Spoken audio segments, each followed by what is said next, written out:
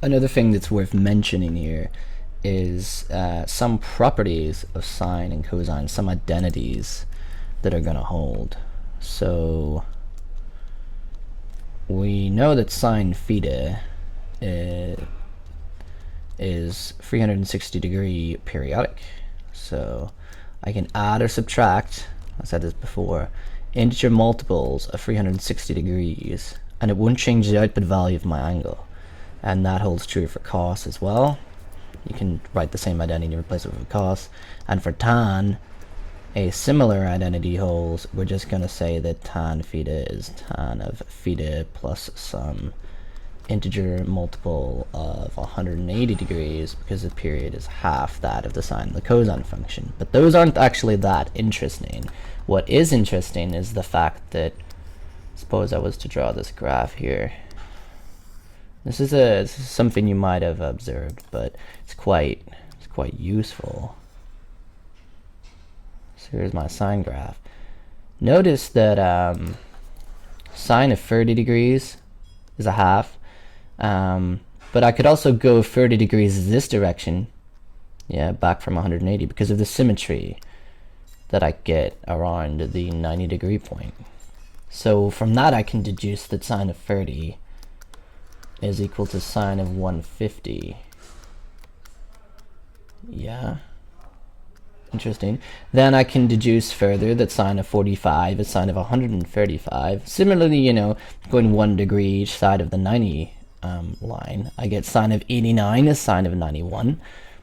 And, you know, to write that in a general way, we might hypothesize that this identity might be true. So sine of theta could be equivalent to sine of 180 minus theta. Okay, so for example, if I set theta to be 30 here, what I'm saying is sine of 30 is sine of 150. So it seems like this identity is true, and in fact it doesn't just hold when theta is between 0 and 90, it holds when theta is really negative values as well. Right? All we've done is really took the symmetry line of this curve here and made that identity from it. Okay? Setting theta to be 180 degrees works as well. Setting theta to be 270 degrees, we could even do that. So sine of 270 is equal to sine of minus 90. And we can see that's definitely true because of the the 360 degree periodicity. I haven't introduced you to radian shit. I'm gonna do that in a minute. But yeah, this is a real cool identity. It's gonna come up in lots of settings, especially when we go to solve trigonometric equations. But this is real useful. There's a similar one with cos then. If we draw a cos graph here.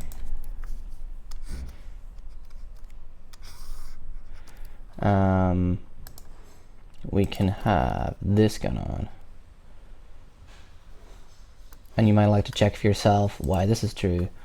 Basically, now we're taking the line that goes for 180 degrees. This is a 360 degree here, and we can say now a similar identity holds. So cos of theta is going to be equivalent to cos of 360 minus theta. Okay, symmetry about the 180 point. Okay, you can plug in different values of theta and see why that holds as well for all values of theta. It's an interesting identity. And the equivalent one for tan, of course, is just what we set up here. We can add integer multiples of 180 to get other angles of tan. So what this provides is some way of translating our angle if we have a specific value of cos, right? So if I know one answer to cos theta equals a half, if I know, you know, that theta is 60, I can then get another answer in a 360 degree region by using this identity. So I know that 60 degrees works here, but I know that cos of 60 degrees is going to be equal to cos of 300 degrees. So 300 also must be an answer. to this question of what will work here. And we'll talk a bit more about that when we solve trigonometric equations. But for now, I just want you to get these two identities in your head. They're quite ubiquitous, quite useful. And let's just have a third one here.